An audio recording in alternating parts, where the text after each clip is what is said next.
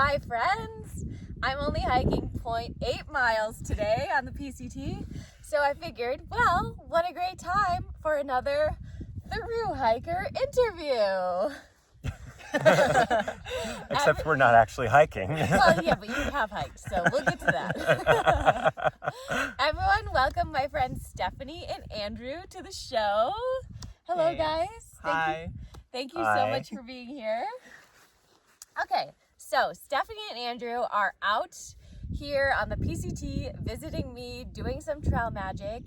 They hiked the PCT in 2022, so I thought it'd be fun to bring them on to talk about their experience, talk about how it was hiking as a couple, etc. So, you guys, let's start out. Can you give a little introduction? Tell us where you're from, your trail name, and your hiking history. Oh gosh. All right, I'll start. I'm Stephanie. My trail name is Maple Frog. I'm originally from Northern California in Santa Rosa. I met Audrey in New England, though. We worked as environmental educators in the great state of Rhode Island. And I got into hiking really in New England. I did a lot of hiking in the White Mountains. Brutal. And then, I know, it was a tough place to start.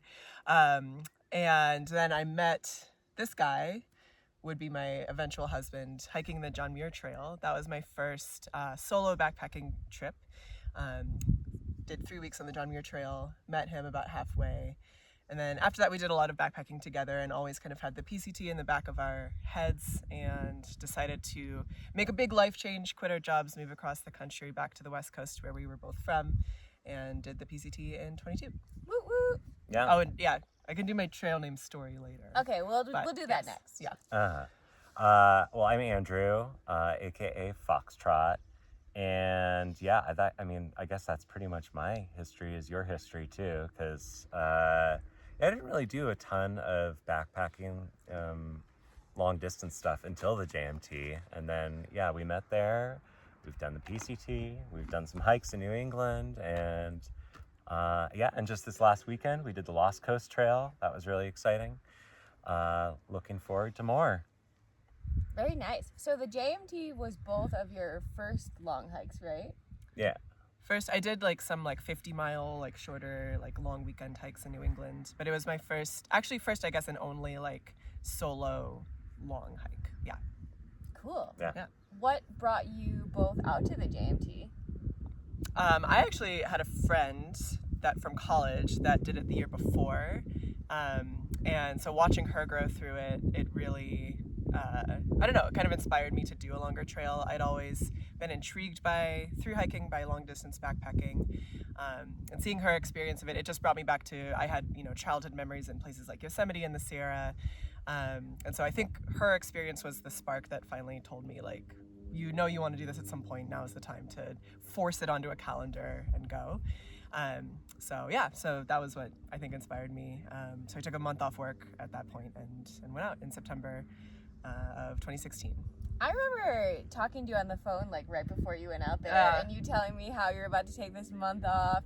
And that was before I did any long trails, so I was like, wow, that's so that's funny. inspiring. And yeah, I remember us talking about it right before you went. Aw, that's fun. I actually, I don't think it was you, but two separate people before I went, joked with me that I was going to meet my husband on the JMT. And I was like, that's not why I'm doing this. I don't need no man. Yeah. So this is a bonus. Unexpected bonus. Yeah.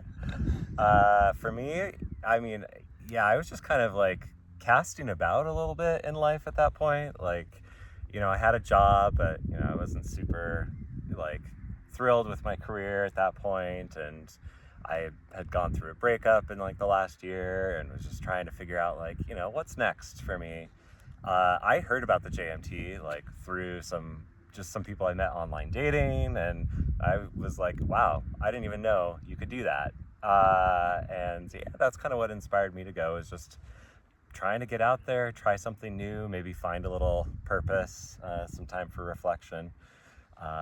Definitely didn't realize what all I would find out there.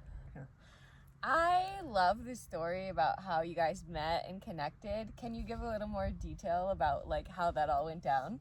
Sure.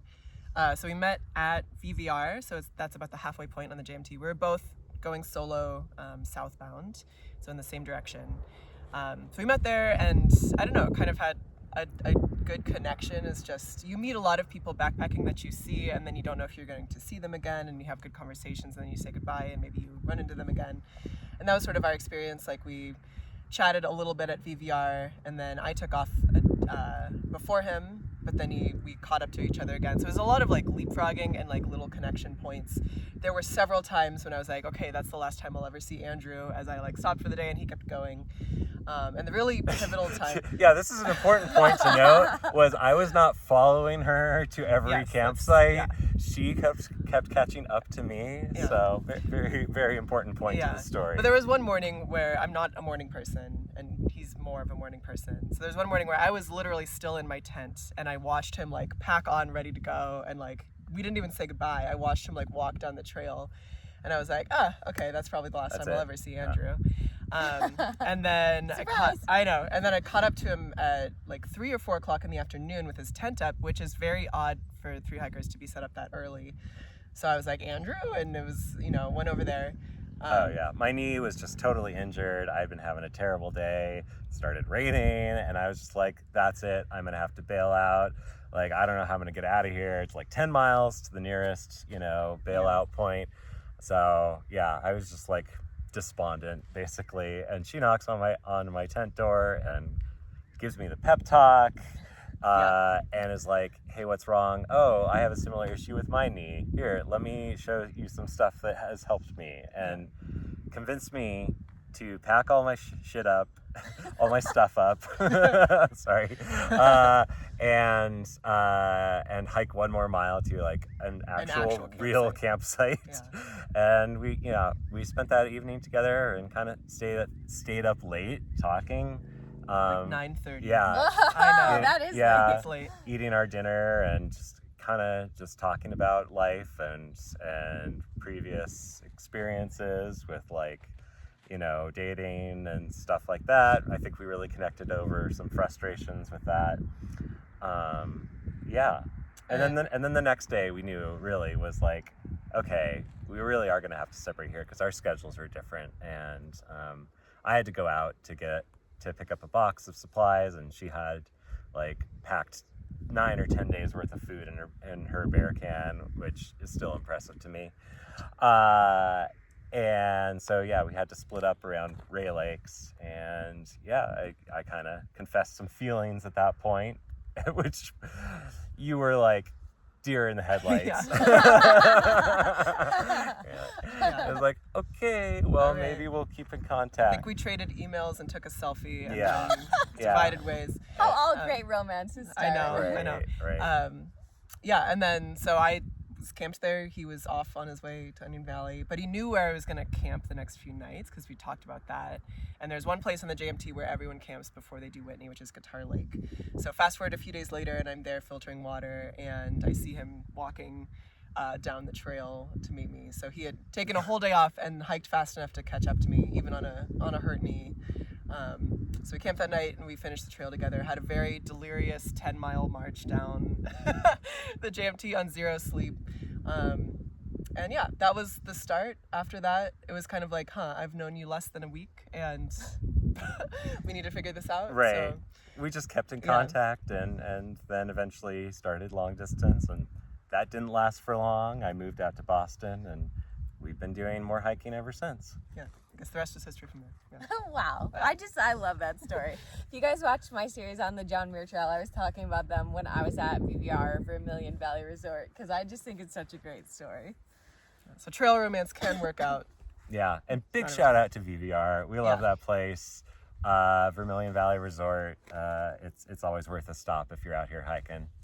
Yeah, I agree. I love my experience there on the JMT, though. Where's my husband? I know. Well, you're about to go again. Maybe. Yeah, maybe the second keep your time eyes is the open. charm. We'll see. Okay. All right. Now back to the trail names. How did you guys get your trail names?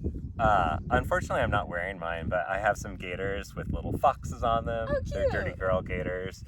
And they're really cute. So they're foxes, and I was trotting down the trail. But I also really like dancing, so it just kind of was a nice fit. I got that trail name actually at that like wind farm north of one of the highways, like on the Like by PCT. Cabazon? Yeah. Yeah. And we just met this group of, it was a family, a mom and like 4 or 5 of her sons who had done the AT, they were doing the PCT. I think one of them suggested it, and it just was like, oh, perfect fit for me. I love it. It's cute. I like it. Yeah. So mine's a little weird, and I always have to explain it. So it's maple frog, and I got it on a little tiny section hike on the AT with a group from the Appalachian Mountain Club, and we were giving trail names to everyone after this training trip. And for me, there was like a sound in the woods, and I worked as a naturalist in New England, so everyone asked me if it was a frog, and I said no because I knew all of the Massachusetts frog calls, so I did all of them for them. And then after I did all these frog noises, I went over to my mug, and there was an actual frog sitting right on top of it. So kind of like an animal connection moment. And I also made my own maple syrup in New England, and they knew that about me. So they put the two together and called me Maple Frog. And it was, I think for a lot of trail names, like when someone says it the first time, you just kind of know. And so they like said it, I was like, oh my gosh, I love it. So so I kept it, yeah. You just knew. So Yeah. so what was the funny noise, you know? So it was a spring peeper, so it goes like peeper, peeper. Yeah. Yeah. Cute. Yeah. Wait, but that is a frog, isn't it? It is a frog. No, so I cannot tell you what the actual noise is in the woods. Uh-huh. I don't remember, okay. but it was not a frog. But the one sitting on your mug Was was the a little spring peeper. peeper. Yeah. Cute. Yeah. Both great stories. Great trail names. Thanks. I mean, a lot of trail names you hear like they're repeats, like like Jukebox, for example. Sorry, my Yeah. friend Jukebox, if you ever watch this, but Yeah. like there's so many of them, but I haven't ever met another Maple Frog or Foxtrot. Or a Foxtrot. Oh. Yeah, so pretty good. Yeah. All right, so you guys both went from doing the JMT solo to then later doing the PCT as a couple. Can you talk about your experience with that? Like, were there challenges? Was it hard to get used to hiking as a pair? Can you talk about all of that? Yeah, I think because we had backpacked together, in training hikes and a lot in between. We also like got married before, a few years before we did the PCT. So I think for me, like the PCT, like any thru hike adds an extra layer of, I don't know, like philosophy you have to figure out. There's a lot of different like ways to hike. The term like hike your own hike gets thrown around a lot, but I think once you're actually out there, you figure out like what does that actually mean. And there's a lot of different things it can mean. So there were, I think, this added layer of like in the back of your mind, you need to go like X miles per day to make it by the X date you've put in your heads of when you're going to finish. So there's this extra kind of burden on it. So I think that's what we had to figure out. As we were going. There's like these, you have your own expectations of yourself individually. Yeah. Both of us had those. And then there's these kind of expectations that you just kind of absorb from all these other people on the trail too, of like, oh, they're going this fast, like we should be going this fast. And so now you're kind of like trying to like compromise or figure out just between all of these different, these different points of expectations, like what actually works. And definitely took a while, I think, before we both were able to like figure that out. I mean, we knew going in what the challenges were going to be. Like it was around like pacing and what times to get up in the morning and things like that. Like, we knew and had talked about some of those things, but you still kind of have to live it and work through it in order to actually, arrive at like what's going to be a good rhythm. And so, I think the best piece of advice I could give somebody around that is just be prepared to continually compromise and revisit those compromises throughout the changing journey that you're going to go on. Yeah, I think unfortunately, like in thru hiking, there's a big like air of competition. Yes. It's really unfortunate. Like you get to camp, like on my first 20-mile day, I was so proud of myself, and then you like see other people and they're like, I did a marathon today, and it's hard. Like it kind of like ekes away at like your pride, and then It's 30s every day I from here on out for me. So there's some growing, and like, no, I should still be proud of myself. Like, that's the furthest I've ever hiked, and like this was a really hard day. So I think like as a couple though, it's like absorbing that like trail competition and then figuring out like what that meant for us. And for us, I've already mentioned I'm not a morning person. He's more of a morning person. So yeah, there was some growing pains around like when should the alarm be set, and when it goes off, like what does that mean? So there were some times where like in the beginning when it was like, oh my God, we've got to go, that I would look over and he was like already shoving things in bags, and I finally had to, I think for being in a couple, you have to learn how to advocate for yourself in ways that you don't have to when you're by yourself. So it was like figuring out how to voice that of like, no, I need like 5 minutes of just like waking up and like getting used to it before we start like getting ready to go. And even that like 5 minutes, that was a great compromise, I think, and like really like set us both on a good start and platform to like actually do more every day. Yeah. And we started figuring out some hacks to like help us too. Like later on, I think we just started chugging some cold coffee in the tent every morning. We would make cold brew coffee from dehydrated stuff and just have that, and that would be like the morning ritual that would like help set our day off. Yeah, that really worked. I think I maybe need to start doing that. It's good. I'm with you, Stephanie. Like, I'm not a morning person whatsoever. I have a hard time getting going. So I could definitely use some hacks to help me along the way. Yeah. Although I think there's also like a plus to it. There were several nights where like I was just completely done, and he would like coach me through like 2 more miles. And on the flip side, like there were nights where he was really done and I would like convince him to go a little bit more. So you do have like a built-in cheerleader doing it as a partner. And support system. And support. Yeah. And I mean, you get to carry less. Like he carried the tent, I carried the stove and the water filter. So there's a little bit of like nice like split of the gear there. Yeah. If you use the same sleep system or the same tent. Yeah. I think it's really interesting talking to other couples too, because I mean, while the pace seems like an obvious challenge for 2 people to sort out, it's not the only thing. Like other people had like, you know, okay, he's got one sleep situation and I've got another, so we brought separate tents or something like that. Or, you know, every couple is going to have something that's a little bit different to work out. And it is interesting to see how different people solve those issues. Yeah. Sounds like a lot of it is like communicating needs and being forthcoming about that. Yeah. Yeah. It definitely helps to have done some serious backpacking together first, though. I would definitely not recommend people like set out on this journey without having done, you know, like a 1-week trip together or something before, you know, just to get those bearings. Yeah. Great advice, I think. Oh, there's a really big beetle crawling right by our That's a feet. huge one. Oh, I miss those guys. That's maybe the biggest one I've seen yet. So, okay, awesome. Well, thank you for all of that, talking through that. A question I always like to ask everyone is, do you have a favorite piece of gear? Mine, easy. My wind pants. They look like trash bags. And they're like sewn trash bags. I think that they are Enlightened Equipment wind pants. They're very expensive pants, but they were absolutely my favorite piece of gear. I didn't care that they looked like trash bags. It's what got me out of the tent earlier in the mornings because I could put them on over my shorts, and then once I got warm enough, like just take them off over my shoes. Fantastic. That and the cork ball, the like massage cork ball. I had one of those. I gave it away because I wasn't using it. Yeah, Oh. I really liked that. Yeah, I'll stay at those 2. I did really love the sun umbrella.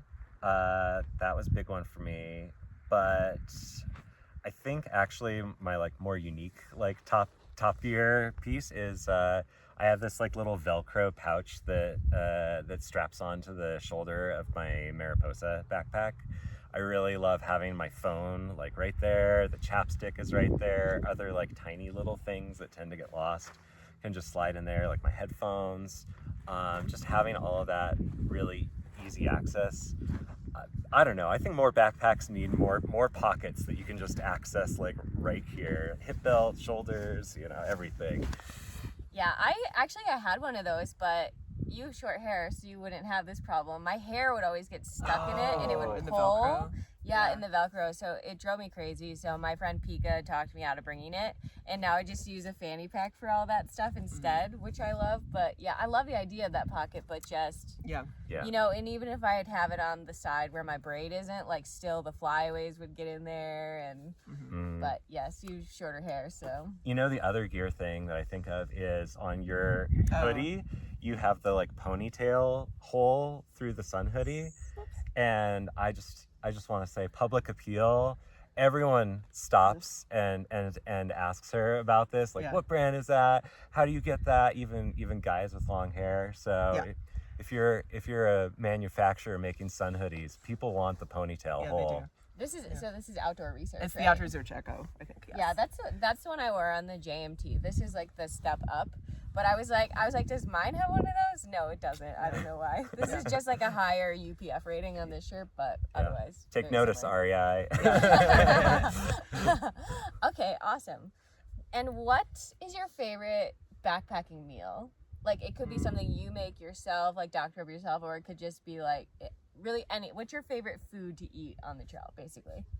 Well, the pouch, I feel like every section on the PCT, we try to do like one like fancy pouch meal. My favorite, mostly vegetarian, so the Peak, what is it? The butternut dalbat. The butternut dalbat. She just brought me one of those. This hero. I gave her a big hug. I was like, yes. So that's my favorite pouch meal. It's hard to find vegetarian pouch meals. So that one is excellent. And but I think I'll say the same thing that you're about to say, which is we often make like, we'll get ramen noodles, so like that soy sauce ramen, and bring out like pouches of peanut butter, and you can get those little packets of peanuts. We like get the ones that are spiced with like tahini in them or something. Add those. Some of the like powdered lime stuff is really good in this too, and basically make like pad thai in our just rehydrate all of that, mix it together. It's really tasty. Yeah, so that's our favorite like cheap you can get at a grocery store combo. I would really love to try that if I could ever obtain the soy sauce ramen, which is always sold out everywhere. Top Ramen, take note, you need to restock. One day I will try it though. Yep. All right. Do you have any advice for aspiring thru hikers? I already gave my advice for couples. Well, for couples, but just think of like people who haven't done any long hikes before, like if they want to get out on a trail like the PCT, what would you say? Honestly, it's kind of the same advice. It's just, you know, think of yourself. Like, you also have to learn to listen to yourself, and you have to learn to like reevaluate, like, okay, what are my priorities?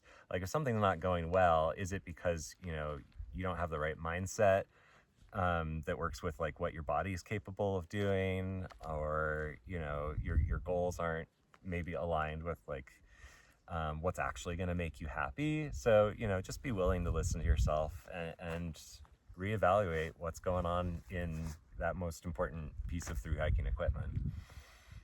Yeah, I'd say the air of competition, I think, like, did seep into me, and kind of have to reevaluate again, like, what does hike your own hike really mean? And it is like pushing yourself every day. Like, I think every single day out here, it hurt and it was hard. And I did definitely, like, you have to push yourself further than like you would like to camp, if you are going to do a thru hike and like make it long distance. But yeah, I think it's like reevaluating how to do that and not let other people's paces like get in your head too much.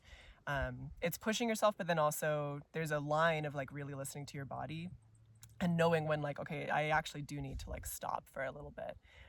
So I think that is the biggest thing on like a long distance hike, like a thru hike, that takes some getting used to, versus just like casual backpacking where you can sleep in and make hot breakfast every day and go, you know, as far as you want and then stop where you want. The thru hike like lens definitely like takes that into a new realm to think about. So yeah. And I think like with the competition thing too, like I think a lot of times people are just making small talk, like how many miles are you doing, whatever, but then like they do get in your head, even if they don't mean to, like, oh, you're taking a 0 day here, I'm not taking a 0 day here, I didn't ask. It's hard because it's like you got to find common stuff to talk about, but then it's like the same thing that you're thinking about all day long. yeah, like, am I going far enough? Like, should I be going farther? Should I be going faster? And then if someone else is, like, and they're like, oh, are you going fast? I don't know. Yeah. But I agree. There's a lot of weird competition around it, and yeah, it's tough to deal with. As a thru hiking community, I feel like we got to take it upon ourselves to find better small talk topics. Yes, we'll work on that. Yeah. I'll say one of the things I found the most fascinating is your mind really does get used to having your body be uncomfortable. Like as you thru hike, you can shove it to your back of your mind and like you don't really notice it as much because you're just always uncomfortable. And you get used to like, is this a pain that I can push through and I'll be fine the next day, or is this a pain that I need to stop? And so you really learn to tune into your body, which I think was one of the best benefits of a thru hike, because I think in our other, outside of hiking lifestyle, you kind of miss that point. And so you really do get connected to your body. And humans were like evolved to migrate long distances. So, I think that's really cool to think about, that like we are built for this. And I feel it. Like I feel so good when I'm doing this. Like it's like I'm meant to be doing this. So yeah. So I think that was really interesting. And I think, it's really like you're going to get to learn how to listen to your body in new ways. And get used to being uncomfortable. Yes, totally. The highs are very high, the lows are very low, but there's always another, emotional and real physical high later on. It's exciting. Okay, a couple of PCT specific questions. Yeah. What was your favorite part of the PCT and your least favorite part of the PCT? I think the least favorite is actually the section you just did. Oh, from Tehachapi to Ridgecrest. It's just the most like desert of the desert, and it's so windy and hot, and the water carries are long, and we had some bad days along there. Our sleeping pads are also deflating, so it was just like a moral low. Gosh, I feel like you guys just had, like, it's so funny, the exact same experience. My sleeping pad just got a puncture in it. Yeah. Shout out to them because they brought me a new one. Yeah. Thanks, guys. Really appreciate it. Yeah. So I think that was maybe the least favorite. Least favorite? Yeah. I have kind of a favorite for every section. I think Oregon was really surprising. I had a lot of fun in Oregon. There's a lot of like restaurants off the side of the trail and berries everywhere, and the hiking is easier, so you felt like you could kind of relax but still also go, long miles in a day. The Three Sisters Wilderness and in Oregon and the Goat Rocks Wilderness in Washington are maybe my top two surprising, like, wow, this is beautiful places. Nice. Yeah, I think favorite spot, I mean, it could have been the Sierra if I hadn't already done it, maybe. But I think the Goat Rocks Wilderness would be my favorite. Least favorite? Probably somewhere in the desert. I don't know. Yeah. I think maybe this last section definitely is up there just for how bad the wind and the water carries can be. But I think I have that selective memory now where I just am like, oh, I loved the desert in the PCT because it was like everything was new and you may call your friends there and stuff. So, yeah. Goat Rocks, it's awesome. Cool. You guys have any other long trails in your future? Well, we didn't say this yet, but we had to skip some miles of the PCT. We got COVID halfway through and had to skip ahead to make up for that. And then our year, there's a lot of fires that broke out. So there was just some trail closures that we couldn't do. So I think our first goal is to do the stuff that we couldn't first. And then after that, I don't know. Maybe the Tahoe Rim Trail is a local one that we might do. Right. Or what's the other one we were just talking about doing? Oh, so it's funny, we talk about backpacking, but we actually have never been backpacking together. Even though we've known each other 15 years. I know, I'm like, why haven't we done this? They just started talking about how they did the Lost Coast Trail, and I'm like, wait, why don't we plan a trip like that together sometime? Anyway, so we were just brainstorming this morning, like, where should we hike? So a couple that I brought up was the Sawtooth Loop in Idaho that I really want to do. Or I was like, I would do the Foothills Trail in North and South Carolina again, which is just magical. Like, twist my arm, I'll do it again. Yeah, no, that sounds great. We got to get ourselves back to the East Coast and get some East Coast experience again. I don't know. I feel like the West Coast has spoiled me on trails, though. Like, it's so nicely graded here, and I don't know if I'll ever. The White Mountains are like extra hard in hindsight. I don't so. want to go there. Yeah. But I would do the Foothills Trail again. Foothills. So that might be the answer. All right, cool. If people want to follow you guys on social media, do you do the social media thing? Oh gosh, I'm really bad. I'm not like Audrey. I'm a rare poster. My Instagram is maplefrog.hikes still. I haven't changed it back, so that's my Instagram. Nice. I am at broken _ maybe thermometer. I posted regularly when I was on the PCT, and not at all really since then. So Well, maybe Sorry, we're not the go-tos there for are following. there are some cat pictures on there though. Yeah, we do. We have a pretty cute cat, so if you want to see our cute cat. Yeah. Shout out to our cat that we had to leave behind. Oh, what's your cat's name? Ebby. Ebby. Yeah. Awesome. Well, is there anything else that you want to share before we end our chat? Anything at all? Any other gear, food, advice, anything at all? Oh man. No, I'm good. I don't know. I guess I would say if you're on the fence about a long hike, I would say even if you're on the fence, it's worth it to do it. Because for me, the thing that pushed me over to doing something like this was I knew that I would regret at least not giving it a go. So it takes a lot of like life coordination to do, but it's absolutely worth it. And you guys both quit your jobs to do Yeah, PCT, we right? And quit jobs that we loved. We moved across the country, and and it worked out. Yeah. Worked out. Both gainfully employed, still Yeah. together. Yeah. Everything's good. Yeah. Okay, very last question. Do you want to give a shout out to anybody back home besides your cat? Oh gosh. Oh. Shout out to our upstairs neighbors who are watching the cat. Nice. Nice. Critical people in our life. Cool. Everyone. Awesome. Well, thank you guys so much for doing this. I really appreciate it. And especially for the Trail Magic and the new sleeping pad, you heroes, you. And for being my friend of many years. Yeah. So, all right. Thank you guys so much. And for all you guys watching out there, don't forget to smash that like button and also subscribe to follow along with my PCT journey and for all kinds of other hiking, backpacking, and outdoor content. And I'll see you next time.